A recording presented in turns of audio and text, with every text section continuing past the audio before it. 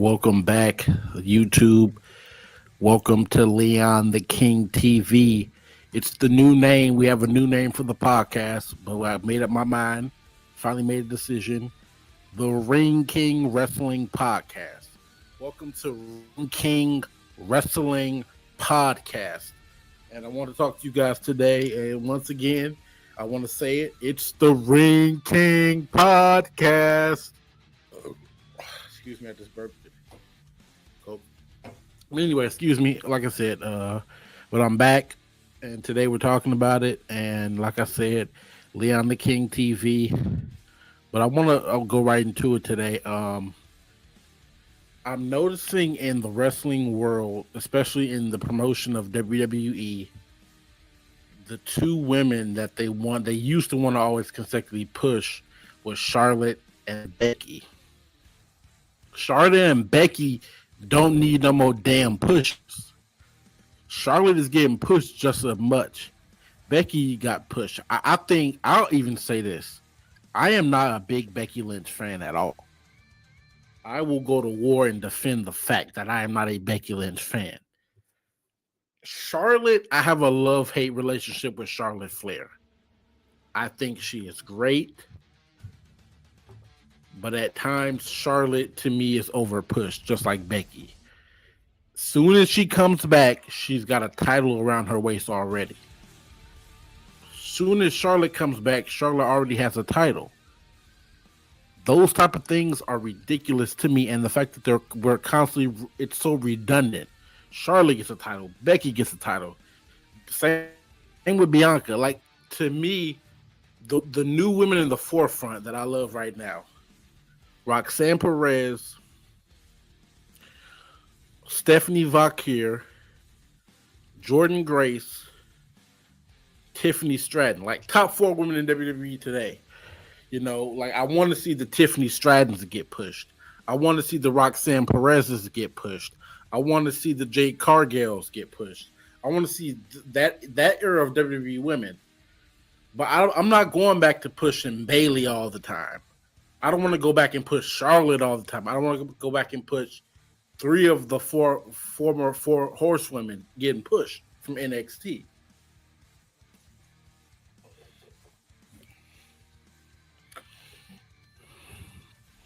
We got to stop pushing Charlotte all the time, and we got to stop pushing Becky all the time.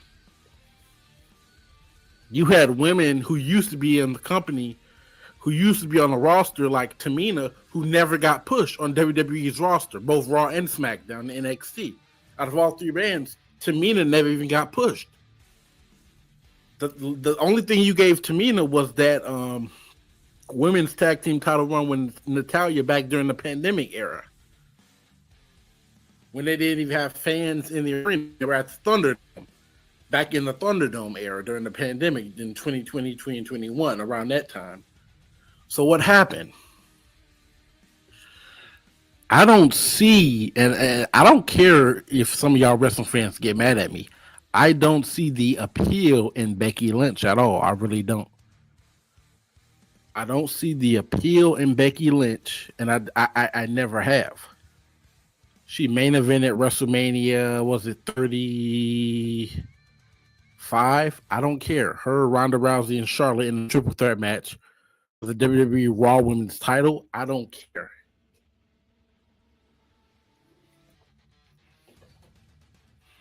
I'd rather see Logan Paul wrestle than Becky Lynch. To me, Becky Lynch is not even that interesting. Charlotte Flair, I'll give Charlotte Flair credit. I don't agree with Charlotte Flair on everything, right? But I respect the hell out of Charlotte Flair to know that that woman can wrestle. That woman can get in that ring, and that woman can wrestle her ass off, and I will respect that about Charlotte Flair any day.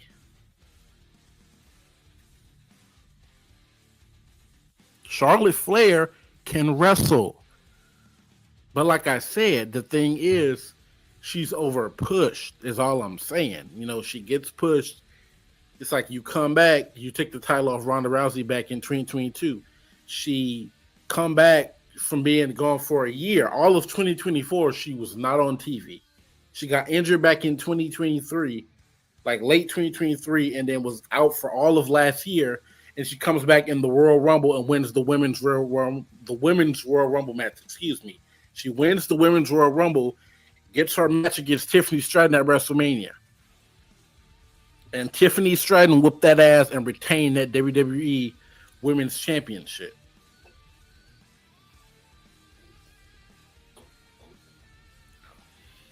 Tiffany Stratton is a real one. It's Tiffy time, y'all. It's Tiffy time, bitches. It's Tiffy time. I'm playing. But anyway, it's Tiffy time. Tiffany Stratton is great. Roxanne Perez is great. Stephanie Valkyr is great. Jordan Grace is great. Jade Cargill, Raquel Rodriguez, Gonzalez, whatever you want to call her. They are great. But we don't need to constantly push Charlotte and Becky all the time. And neither Bayley. Bayley as well. You know, you get bored. WWE used to have this formula, and they do it with the men as well. In the men's division, I don't always need to see Seth Rollins be in the main event picture. I don't always need to see Roman Reigns be in the main event picture. WWE has this formula, and they kind of still do a little bit. They've done better with pushing and giving call-ups to newer, different names on the roster. But they had this formula of we have to push the same people all the time. Where in other promotions like an AEW or a TNA, for example, they did better with giving pushes to guys on the roster who were not always main event guys. Like Eric Young in TNA, man, he's a TNA legend, but come on. Eric Young was not even much of a main event caliber guy. He was a goofy gimmick guy. And then when they finally gave him that, take him seriously and gave him that push, Impact sent him to the moon and made him a star. And his career skyrocketed in wrestling. You know, like AEW, come on, like Swerve Strickland was in WWE when he was in Hit Row. Swerve left WWE, signed with AEW. You know, he was in a tag team with old boy or whatever. But he's the first ever Black World Champion. WWE didn't even want to put a title on Swerve Strickland, but when he got to AEW, Tony Khan was like, "I'm going to make him my first black champion," and he became the first black AEW World Heavyweight Champion. And now he's the face of AEW. Swerve Strickland is like the face of AEW now. So that's what I'm saying is, I also think when you leave WWE and you're a mid card or you're not taken seriously on the roster, you build a bigger name for yourself somewhere else in another promotion. Cody Rhodes, for example. Cody Rhodes was in Legacy with Randy Orton and Ted DiBiase Jr. And then when Cody, left, went to TNA, wrestled in Impact for a little bit, left Impact, he wrestled in New Japan and Global Force Wrestling and all that stuff. When he went to New Japan, Cody became a star. Dyed his hair blonde. He joined the Bullet Club faction, and when he joined Bullet Club, Cody Rhodes' career skyrocketed. Then he was just the mid-card IC title guy in WWE. When he was being booked as fucking Stardust, he went to WWE. He went to New Japan, joined Bullet Club, became a champion, won championship titles, and became literally like a face of wrestling. So I believe that you can become a bigger name and a bigger star in the wrestling industry when you leave WWE. You would think it's the opposite way around. You would think that going to WWE would make you a bigger star because that's the main promotion of all of wrestling. But no, you would leave WWE, you go to another promotion, and you become a bigger star than you were when you were in WWE. If you get what I'm saying, that making sense. But yeah, WWE had a formula, man, of just pushing the same people over and over. I don't need to see Bayley get 1 million title shots when we have a Jade Cargill who's, to me, better in the ring. I don't need to see Becky get 1 million title shots in main event matches when you have Laura Valkyria. I don't need to see Charlotte Flair getting all the main event pushes and title opportunities and main event matches on PLEs and pay-per-views when you have Stephanie Valkyrie, when you have Jordan Grace, when you have Roxanne Perez, when you have Julia, for example, on SmackDown. You don't need all these people. You don't need to be pushing the same couple of people, 2 or 3 people. Get rid of that formula and start pushing newer names like Stephanie Valkyrie, like Roxanne. WWE needs to hire me. WWE needs to hire me, boy. WWE needs to hire me, boy. WWE needs to hire me. I'm a good booker.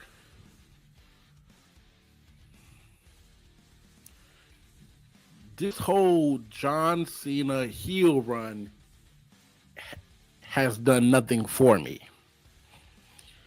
He beat Ric Flair's record, became a 17-time WWE champion. He beat Cody Rhodes, the face of wrestling, the top baby face in all of wrestling today. Won main event at night 2 of WrestleMania 41 in Las Vegas and walked out with the WWE Undisputed title. He beat the American Nightmare Cody Rhodes, your favorite overrated babyface, and he won that championship as a heel. For the first time in his career as a heel, he made event at WrestleMania and won a championship and walked out. If John Cena is retiring this year, I'm cool with the idea of like TKO and Dwayne Johnson, The Rock. They're like, okay, we got to turn John Cena heel, so we're going to do this whole thing. But now that you turn Cena heel, how can I believe that Cena is a heel if all he did was use a championship, hit Cody Rhodes in the face with a title belt, and call himself and won the match by the help of Travis Scott, and now you call him a heel? I need to see heel works. I need to see a run-in. I need to see you put a steel chair on Cody Rhodes' ankle and stomp on it and injure him. I need to see a heel run. Not just a guy who calls himself a heel, comes out with the superhero colors, a cap on his head, John Cena attire t-shirts, and just call yourself a heel. Maybe come out in a suit. Do something with your hair. Come out in the suit. John Cena needs to come out like he did in that Fast and the Furious movie. He put on a suit when he was playing Vin Diesel's brother in that, and just come out in the suit, cut a promo, be a heel, and a full black suit, black outfit, and just be a badass on the mic. Cuss, say what you want, swear, do like The Rock does, but break all the rules. But like I said, John Cena's heel run have done nothing for me. I don't know if it's his image. I don't know if it's his look. I don't know what it is, but his heel run is not doing anything for me at all. I can see, you beat Cody for the title. You attacked him at the ending of Elimination Chamber with the help of Travis Scott and The Rock. But where was The Rock during WrestleMania season? He was filming a movie in Hollywood. He was out shooting a movie in Hollywood somewhere. Why is this Mania's build-up this year was bad as it was. This was not a good build-up. Mania may have been fun to watch. It wasn't fun. WrestleMania this year was not fun compared to last year's WrestleMania. WrestleMania 40 was a great legendary event. Now, it'll go down as one of the top WrestleManias of all time. Not the top, but one of the top WrestleManias. But to me, WrestleMania this year was missing. It was cool to watch, to see all the people in the Las Vegas arena and all of that. And they packed it out this year. But like I said, it was like, where was the fun this year? There was no fun this year. It was just, we were booking random matches. It was last minute. WrestleMania this year to me was very last minute. And WrestleMania was just very last minute to me. And what I'm trying to say is John Cena's heel run has been lackluster. It has been boring. How can I believe we know wrestling is a show, it's entertainment. But how can I, when I'm watching a product, when I'm watching a movie, when I'm watching a show, that villain has to feel real to me. That heel is a villain in wrestling. So I have to watch a heel. That heel has to feel real. That rhymes. That heel has to feel real.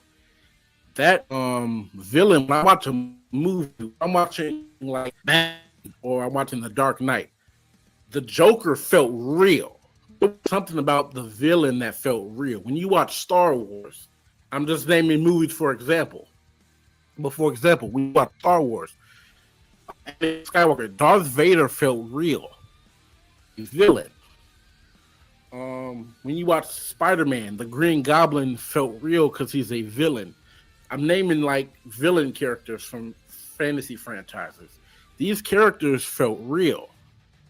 So when I watch wrestling, I need those villains, those heels to feel, those characters, those gimmicks to feel real.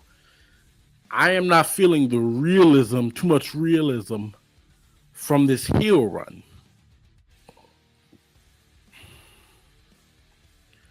I'm not seeing too much realism from this heel run.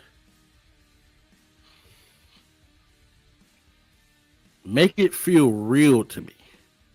Make it make sense to me, bro. So yeah, John Cena's heel run, where's the storyline at? Other than just, I come out and I challenge you to a match at Night of Champions. CM Punk is facing John Cena at Night of Champions this Saturday. But why is it in Saudi Arabia? It's a match going on in Saudi.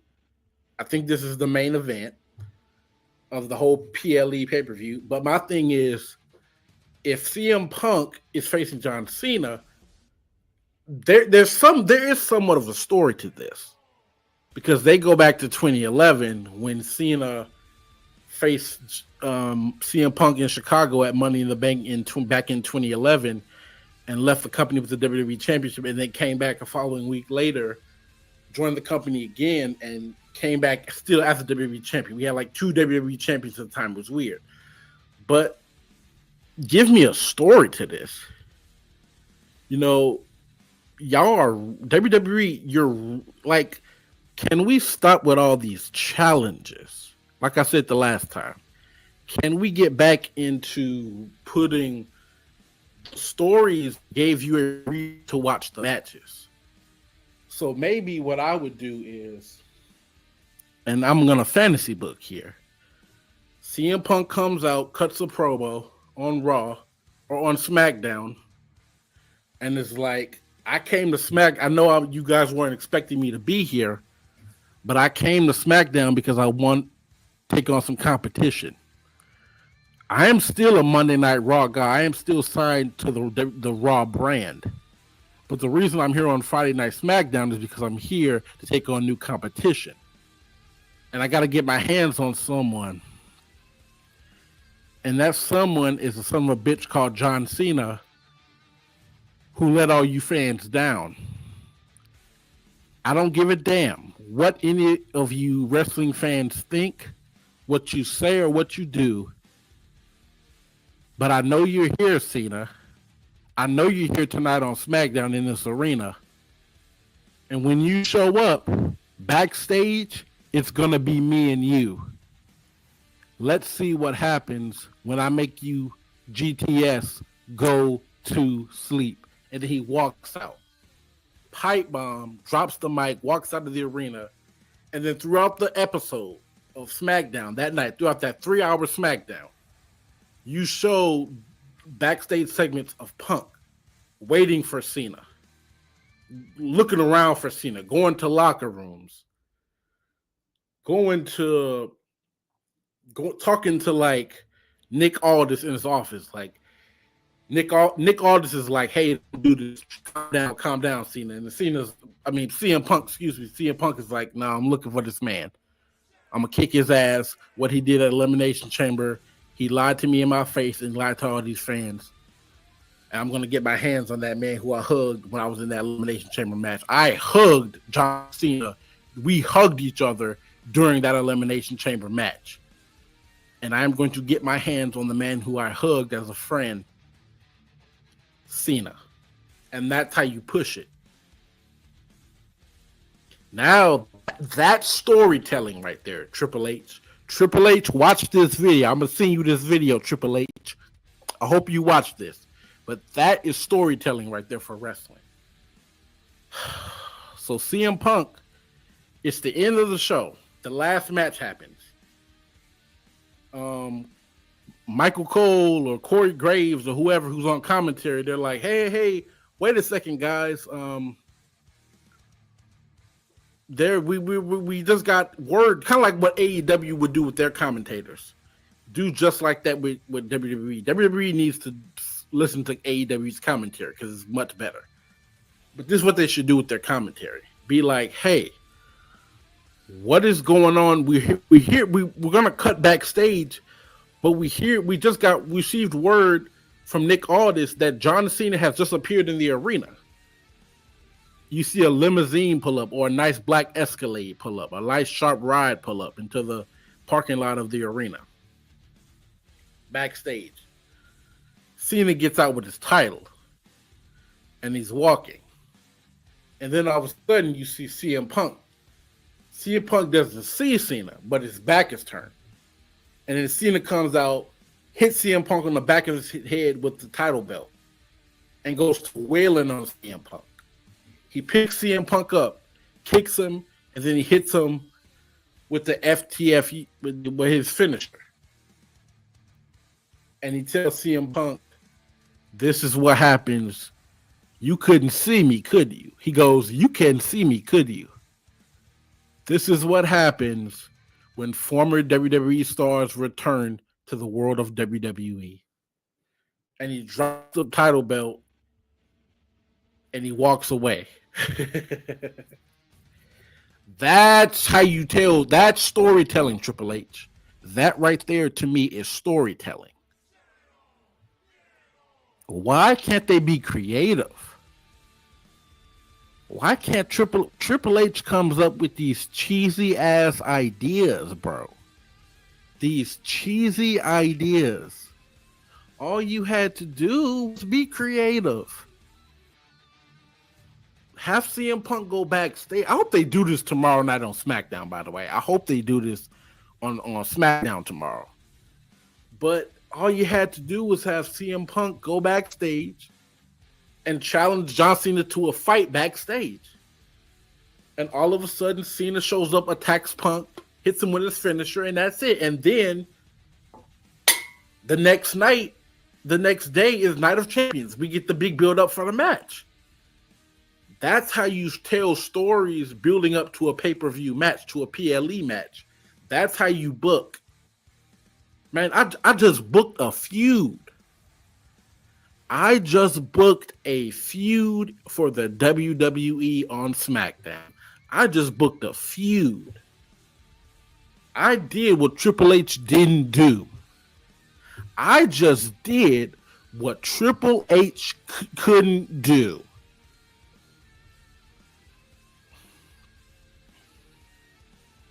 If you don't like it, F off.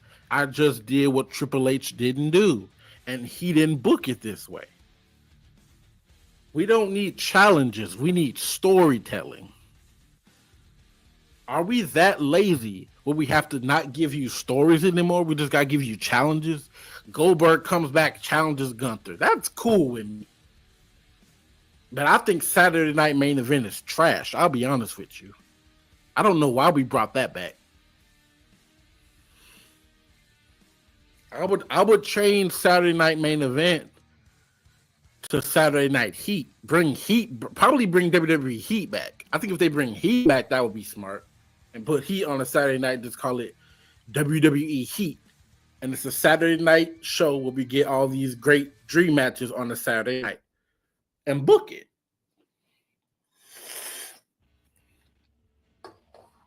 To me, that's what you do. Why are we booking cheesy ideas? Why are we booking cheesy feuds?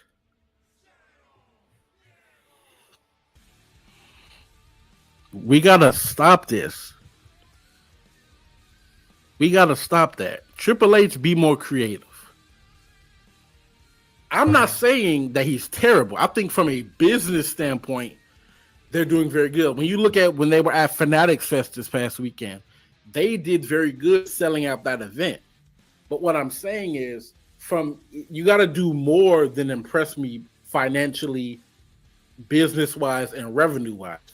I care as a wrestling fan, as an avid wrestling fan that I am. I care about what's on TV.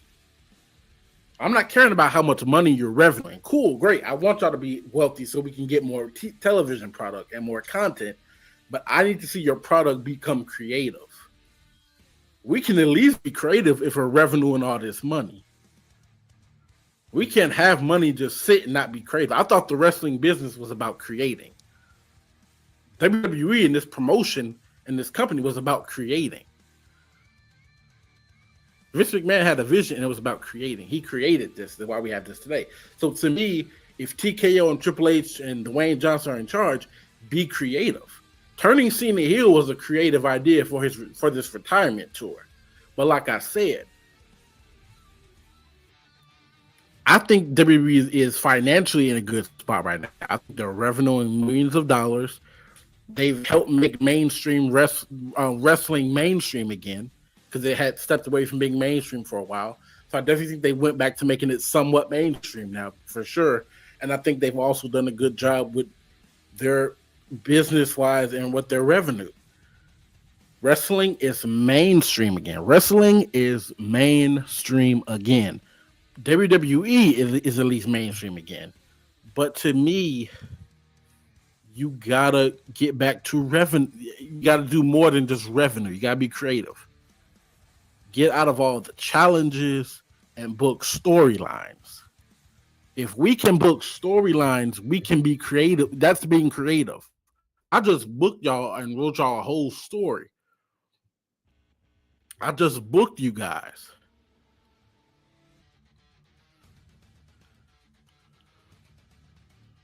Like I said, man, Leon the King TV. Subscribe to Leon the King TV. It's the Ring King podcast. The Ring King Wrestling Podcast on Leon the King TV.